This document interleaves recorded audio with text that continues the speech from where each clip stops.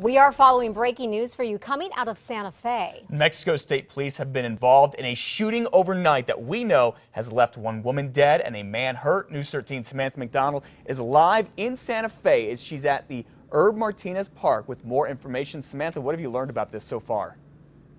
Well, Matt, right now I'm here with Sergeant Emmanuel Gutierrez, where the shooting ended and where the pursuit ended, and he's going to tell us a little bit more. So what exactly happened this morning? Well, officer attempted to pull over a vehicle for erratic driving. He activated his emergency equipment and the pursuit ensued. We got calls through dispatch that the pursuit was called out at 1:14 this morning, and then at 1:19 a.m. calls of shots being fired were gone through dispatch. And there was a female and a male in the car? He had a female driver and a male passenger. Okay. Yeah, so there were two occupants. And we don't know much about what happened? Yes, and that's why we have this scene secured right now. It's under investigation, and shots were fired. We do have the male subject that was transported to the hospital with non-life-threatening injuries, and waiting to see his status so that we can start talking to him as well. Okay, and can you tell us what's going on today? What about the road closures? What can people expect? Right, it's going to be closed till mid to late afternoon. The scene has to be processed, evidence has to be gathered, everything has to be looked at. So it's going to be an active crime scene for a while. Okay, great. And these roads are closed are? The road mainly affected is going to be Camino Carlos Rey. It's going to be shut down. And once it's opened up, we'll send out a NICS alert, and also Santa Fe PD will. Okay, thank you so much. That was Sergeant Emmanuel Gutierrez. Thank you for joining us. We'll keep you posted on everything here. Back to you. Okay, thank you very much for the update, Samantha.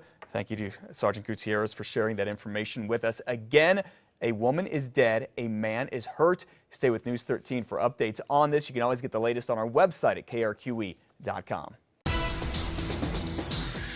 6:33 now. We're also following developing news out of Albuquerque. Police are investigating a stabbing that happened at 8 o'clock last night on Chama Street Southeast. You see it there near Zuni in Louisiana. Cops say a fight between four men ended with one of them getting stabbed in the face. He was rushed to UNMH, where we're told he will survive. Police have not said if they've arrested anyone just yet.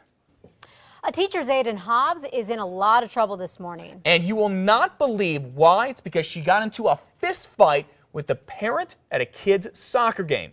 Investigators say the ruckus all started when two moms started fighting at the game on Saturday. Police say Ahmet Widman punched a 7-year-old in the stomach and shoved him away when he tried to go break up the fight. Widman, again, the teacher's aide, still works at Sanger Elementary School. It's where the boy goes to school. Administrators there say she is not supposed to have any contact with that boy at school. Well, New Mexico now wants same-sex couples to have the same rights as any other married couples when it comes to insurance. Insurance Superintendent John Franchini sent out a reminder about this yesterday, saying all couples with valid marriage licenses should get discounts and benefits regardless of their sexual orientation or gender. 8 counties here in New Mexico, as you probably heard, are now issuing marriage licenses to gay couples. State Supreme Court could rule any day on a lawsuit from county clerks all around the state asking specifically if gay marriage is in fact legal here in New Mexico. Parents of children who go to La Merced Elementary School in Belen want to know why they weren't told that a student was diagnosed with the scarlet fever. It now has dozens of parents worried about a possible outbreak. When we asked school officials about the matter, they referred us to the New Mexico Department of Health. The DOH says scarlet fever isn't something to be alarmed by. They say it is no worse than getting the strep throat. It's a strep throat, but usually you call it scarlet fever if somebody develops the rash. And like I said, only a certain percentage of people who get the bacteria infection in their throats will end up developing the rash. Health officials say, although it is contagious, it's easily treatable with antibiotics. Well, have you seen it? The controversial billboard, mobile billboard that is driving around Albuquerque having to do with the abortion issue. It's going to be around for about a week or so. All right, it is controversial. As you mentioned, it's also quite graphic. In fact, it's so graphic we can't even show you what's on it, but we can tell you it's this, a truck with an anti-abortion message telling folks to vote for the late-term abortion ban here in the Duke City. Much like the question on the ballot, that billboard, truck and all elicits some very strong opinions. Even some people who are anti-abortion say the billboard and its pictures are too much. You just don't get the children involved. It's none of their business. They're innocent, they're young. We're adults. We should handle it in an adult manner. We were told volunteers will be driving this truck around the Duke City until November 18th. 6:36 now. Who made the money and how much did they make? That is what state investigators want to know about Bernalillo County's investments. But the county treasurer is not talking about this. So his chief investment officer says hundreds of millions of dollars in the trades that have happened have not earned any money for brokers. And the fact that he's been following one particular broker from firm to firm means nothing. Why did the county move money away from UBS and into Oppenheimer when Royce Simpson left UBS and into Oppenheimer?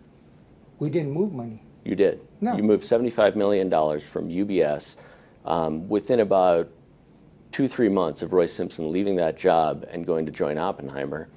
Now, $75 million. Well, Matt Grubbs went on special assignment, and he has the paperwork to prove that that money has been moved. You can see that story tonight at 9 on 2 Casa Fox. We'll show you the treasurer's own records prove they have been funneling business to a broker, and a broker with a troubled history. You can also watch the story anytime at KRQE.com. There we also have an in-depth report on the treasurer's dealings.